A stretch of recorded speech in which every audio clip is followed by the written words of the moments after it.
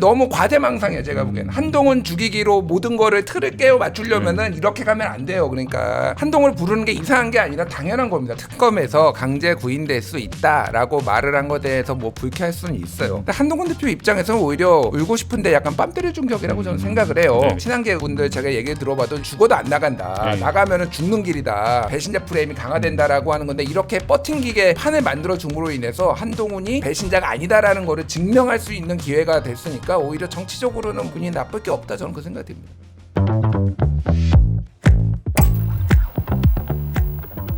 국민의힘 한동훈 전 대표와 우원식 국회의장 간의 설전 좀 화제가 되고 있는데 12.3 이제 계엄 관련해가지고 뭐 표결을 둘러싼 설전이 이루어지고 있는데 한 전 대표가 이제 SNS에서 자신에 대한 특검의 강제 구인 시도를 민주당이 적극 편을 들었다 주장을 하면서 국회 본회의에서 비상계엄 해제 요구 결의안 표결이 늦어진 이유가 이재명 당시 민주당 대표가 본회의장에 도착할 때까지 표결을 미루고 그러니까 기다린 것 아니냐 이런 식의 어떻게 보면 그동안 좀 시간이 이제 많이 지났는데 이런 의혹을 좀 제기를 한 겁니다. 뭐 이런 부분에 대해서 사실 우원식 의장도 국회의원을 안 해봐서 그런가라며 받아치기도 하면서 어떻게 보면 설전이 이어지게 된 건데 뭐 전반적으로 이 좀 논란을 좀 평론가님은 좀 어떻게 좀 지켜보셨나요? 뭐 한 줄 요약하면은 동훈이도 살아야지. 뭐 그 정도 될 것 같고, 그러니까 한동훈 대표가 일부러 좀 전선을 만드는 것 같아요. 그렇죠. 우원식 국회의장을 포함해서 이제 민주당과 좀 전선을 만들어서 지금 그러니까 특검에서 어쨌든 증인 신청을 했는데 여기에서 나가면은 가뜩이나 배신자 소리 듣는데 얼마나 이제 더 배신자 프레임이 강화되겠습니까? 그러니까 잡아갈 테면 잡아가라 뭐 거의 이런 걸로 나오잖아요. 네. 그래서 여러 가지 이제 전선을 만드는 것 중에 하나가 우원식 국회의장이랑 만든 건데 저는 조금 별로 좋아 보이지는 않았어요. 그러니까 우원식 국회의장은 이미 이 표결 과정에 대해서 여러 차례 설명을 했어요. 어떤 과정으로 그래서 민주당에서 빨리 하라고 했는데 오히려 이거는 기다려야 된다. 절차를 지키지 않으면 문제가 생길 수 있다라고 해서 뭐 여기에 뭐 이제 추경호 원내대표도 표결을 늦춰달라고 했고, 근데 이제 적절한 그 절차를 다 하는 거 처음에. 그 비상계엄 딱 터진 다음에 이 전원이 안 들어왔어요. 그러니까 전원이 안 들어왔던 거는 그 담당자가 와야지 이거 전원을 킬 수 있으니 그래서 수개표로 하자. 이거 손으로 하자라고 하니까 이거 나중에 문제 생길 수 있고 대통령이 행정부에서 이거 가지고 비상계엄이 제대로 해제가 안 됐다라고 시비 걸 수 있으니 이거를 다 지켜야 된다라고 여러 차례 얘기를 했거든요.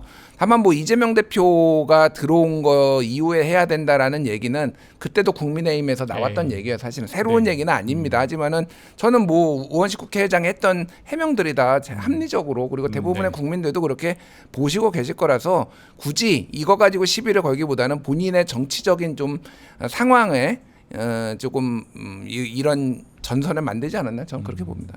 네, 대변인님 인터넷에서 이미 나경원식이라고 하는 말이 유행하고 있던데요. 그러니까 나경원 의원이 그 초선은 가만히 있어라고 했던 발언 있잖아요. 거기에 빗대서 결국 우원식 국회의장의 반응이 똑같거나 더하다는 거예요. 그래서 나경원식이라고 하는 조어가 지금 유행하고 있는데 사실은 그 말의 부적절함의 크기로 치면 우원식 의장이 훨씬 더 크죠. 우리 국회 초선 의원은 131명입니다. 그러니까 초선은 가만히 있어라고 하면 그 말에 기분 나빠할 사람은 131명이에요. 그런데 국회의원을 못 해본 국민은 5,100만 명입니다. 사실 우리 국민들께서 전부 다 그 계엄의 밤에는 생중계를 보면서 저거 빨리 해야지 하면서 가슴 졸이고 있었는데 그 상황에 대해서 납득할 수 있는 답을 해야지 국회의원을 안 해봐서 그런다. 이게 입법부의 수장이 할 말입니까? 그리고 제가 우원식 의장 페이스북을 들어가 봤더니 그 글이 9개의 버전이 있어요. 8번 고쳤다는 이야기예요. 그런데 그중에서 국회의원을 안 해봐서 그런가라고 하는 문장은 6번째 버전까지 남아있더라고요. 홧김에 쓴 게 아니고 그게 본인의 생각인 거예요. 그러면 입법부의 수장이 그런 생각을 가지고 있는 자체가 국민을 굉장히 무시하는 겁니다. 일단 그 부분 먼저 지적을 하고요. 그다음에 당시의 표결 상황, 그 기왕에 이제 논란이 됐으니까 말인데 제가 어젯밤에 그 우원식 의장 유튜브로 라이브 중계됐던 화면을 기준으로 한번 확인을 해봤어요. 그 영상 기준으로 보면은 39분 2초쯤에 국회가 계엄 해제 표결을 합니다. 그런데 거꾸로 거슬러 올라가면은 영상 한 7분경부터 그러니까 1시 1분에 계엄 해제 표결을 하기 한 32분 전부터 거기서 빨리 하세요라고 하는 고성이 나와요. 그게 여러 번 나오고요. 그다음에 그 우원식 의장의 유튜브로 중계됐던 영상을 KBS가 중계했던 영상하고 대조를 해서 맞춰보면은 이재명 민주당 대표가 그때 국회 본회의장에 들어와서 이제 한동훈 전 국민의힘 대표하고 악수를 하잖아요. 한 전 대표는 악수를 별로 하고 싶지 않아서 이렇게 벽에 붙어 있었다고 책에 써 있기도 한데 그 악수를 하고 나서 한 30여 초 정도 지나서 의장석 앞쪽에 나가 있었던 박찬대 당시 민주당 원내대표하고 박성준 원내 수석부대표가 자리 쪽으로 들어옵니다. 그러면서 박성준 의원은 이렇게 의원들한테 신호를 해요. 이제 됐다는 식으로. 그리고서 그 안건이 상정된 거는 이재명 대표하고 한동훈 전 대표가 악수를 한 지 한 2분 이내에 안건 상정이 돼요. 그러고서 한 1분 안에 표결이 됩니다. 그러니까 이재명 대표가 들어오고 한 3분 안에 표결이 다 끝난 거예요. 그런데 그 당시 국회 상황은 굉장히 긴박했잖아요. 로텐더홀 상황이 다 공유가 되고 있었습니다. 그것이 우원식 의장 그 유튜브 라이브 했던 영상에 나와요. 거기 보면은 보좌관님들 이쪽으로 좀 와주셔야 될 것 같은데요. 이거 좀 같이 막아주셔야 될 것 같은데요. 라고 하는 음성이 계엄 해제 표결을 하기 한 22분 전부터 나와요.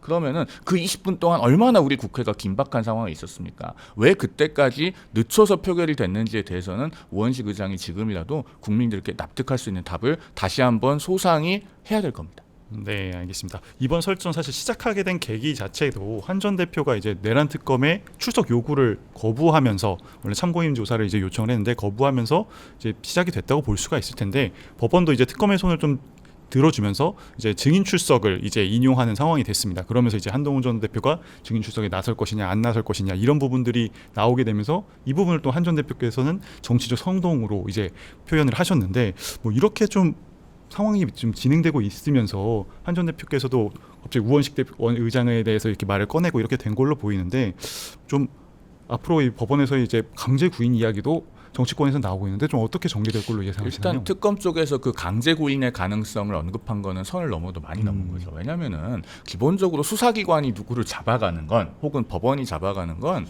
잘못했다는 의심을 받는 사람을 잡아가는 것이지 그 피해자를 강제로 잡아가는 게 납득이 됩니까? 그러니까 아무리 공판전 증인신문이라고 하는 걸 신청해서 그게 받아들여졌다고 한들 강제 구인을 하는 거는 선을 넘어도 한참 넘은 거예요. 오히려 그 당시에 계엄해제 표결에 참여하지 않아서 지금 의혹을 받고 있는 의원들에 대해서는 조사 한번 못하고 있잖아요. 그리고 한동훈 전 대표가 만약에 비상계엄 당시에 진실규명에 협조하지 않는 거면 저도 비판했을 거예요. 그런데 책에 이미 소상하게 썼고 그리고 KBS 다큐멘터리 그날 그곳이라고 하는 데서 한 20여 분 되는 영상이 지금 유튜브에 올라와 있는데 그 유튜브 녹화를 할 당시에 한 2시간 정도 답변을 한 걸로 제가 알고 있습니다. 그러면은 특검은 KBS에다가 그 녹화 파일 달라고 하면 되는 거예요. 이미 제출 안 하면은 뭐 법원에 영장을 받든가 확보해서 얼마든지 진실을 규명할 수 있는 길이 열려 있고 그리고 사람의 기억은 시간이 지나면 뒤로 갈수록 흐려집니다. 오히려 지금 당시에 책에 썼던 것보다 기억하고 있는 내용이 더 적을 거예요. 그러면은 왜 한동훈 전 대표를 굳이 불러서 물어봐야 되는가 여기에 대한 의문이 있고 그다음에 이 공판전 증인신문이라고 하는 제도가 우리 시청자들께서 조금 생소하실 텐데요. 네. 이게 말 그대로 증인신문이잖아요.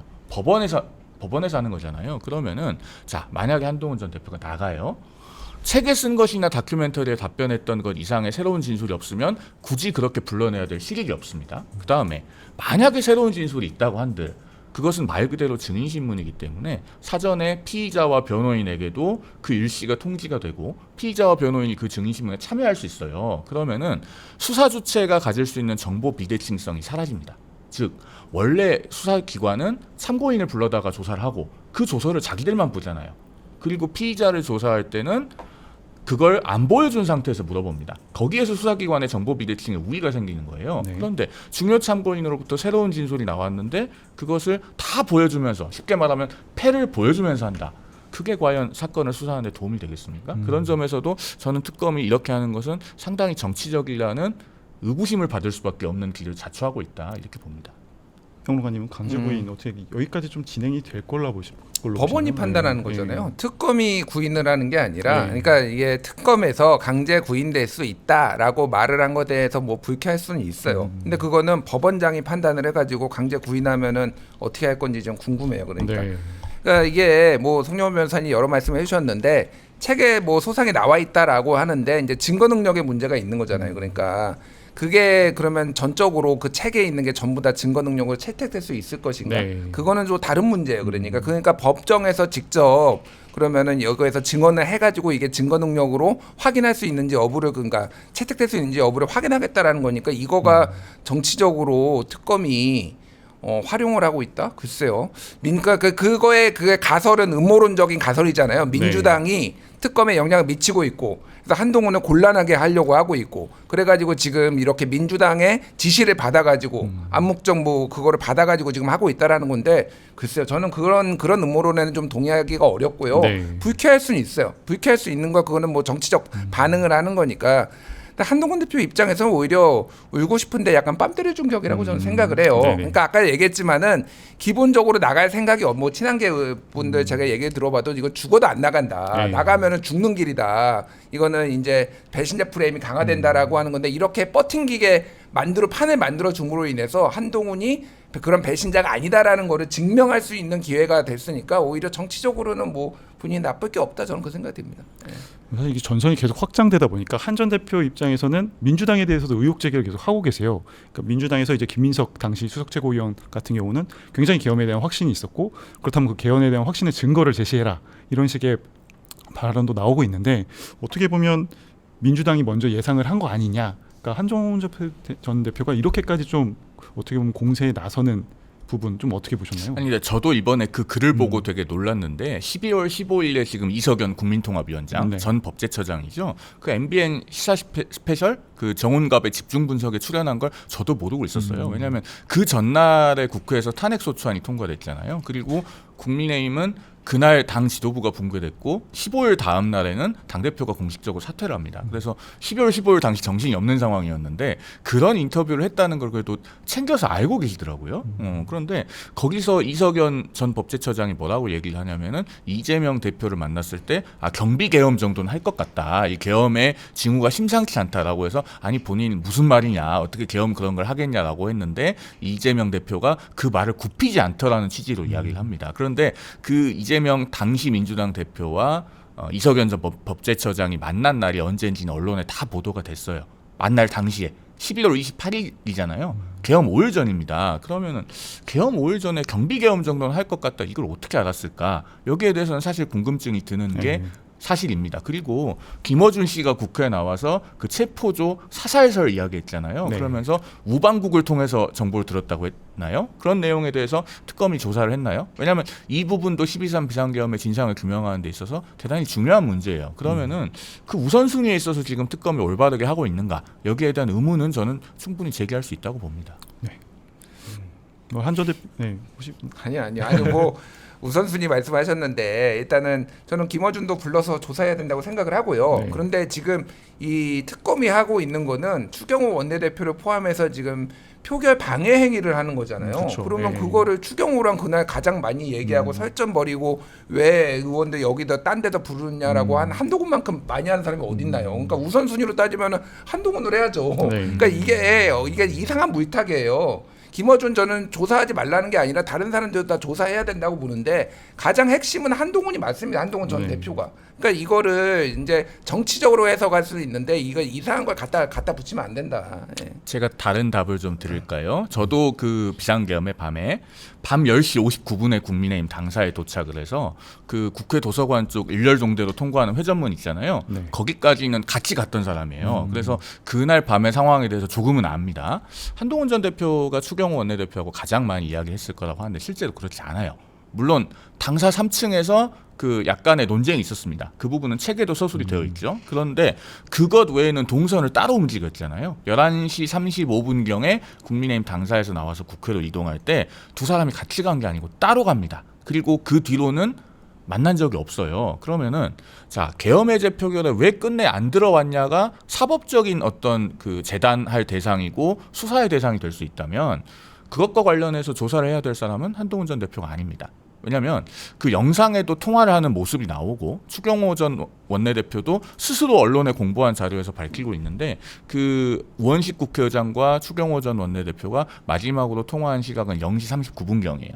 그리고 새벽 1시쯤에 그날 표결을 하잖아요. 그러면은 통화를 해서 1시에 표결을 하는 걸 알고 있었는데 왜 그때까지 안 들어왔냐가 의문의 포인트일 겁니다. 그때 한동훈 전 대표는 같이 있지 않았기 때문에 그 20여 분 동안의 상황에 대해서 몰라요. 그런데 그 시간 동안에 국회 본회의장에 들어오는 게 봉쇄되어 있었냐 하면 그렇지 않잖아요. 왜냐하면 이재명 대표가 0시 한 57분, 58분경에 들어왔기 때문에 그 당시에 들어올 수 있는 상황이었습니다. 그러면 그것에 대해서 조사를 해야 된다면 가장 핵심이 되는 인물은 한동훈 전 대표가 아니고 당시 추경호 원내대표하고 가까이 있었던 사람들이겠죠. 그런데 그 사람들에 대해서는 아무도 부르고 있지 못하면서 한동훈 전 대표를 부르고 있기 때문에 이것은 우선순위가 잘못됐고 그 우선순위가 잘못된 것은 결국 정치적인 의도가 개재된 것이 아니냐 이렇게 보는 겁니다. 아니, 그러니까 수사를 안 해보신 분처럼 아니 수사를 해보시지 않았지만은 법조인이시잖아요.